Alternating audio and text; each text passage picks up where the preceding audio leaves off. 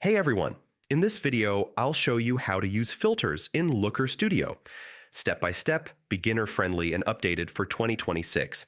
If your dashboards feel cluttered or you want to focus on specific data, filters are exactly what you need. First, open Looker Studio and sign in with your Google account. From the home screen, open the report where you want to apply filters. Make sure your charts are already connected to data. Let's start with chart level filters. Click on any chart in your report.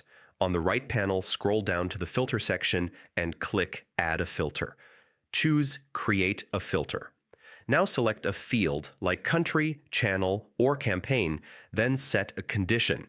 For example, include only organic traffic or exclude internal users. Once applied, the chart updates instantly. Next, let's use filter controls. Filter controls allow viewers to interact with your dashboard.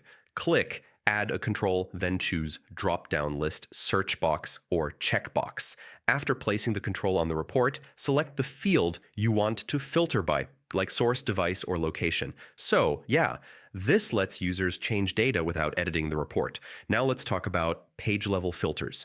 Page-level filters apply to all charts on a single page. Select the page background, then add a filter from the right panel. This is useful when you want the same filter across multiple charts. You can also use report-level filters by copying filters across pages. This keeps your dashboards consistent and easier to manage. Take a moment to organize your filters neatly at the top of the report so they're easy to find. Clear labels really help here. Finally, click View to test your filters, change values, and make sure charts respond correctly.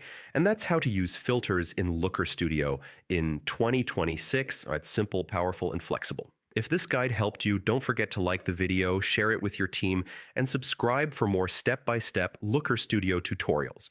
Thanks for watching, and see you next time.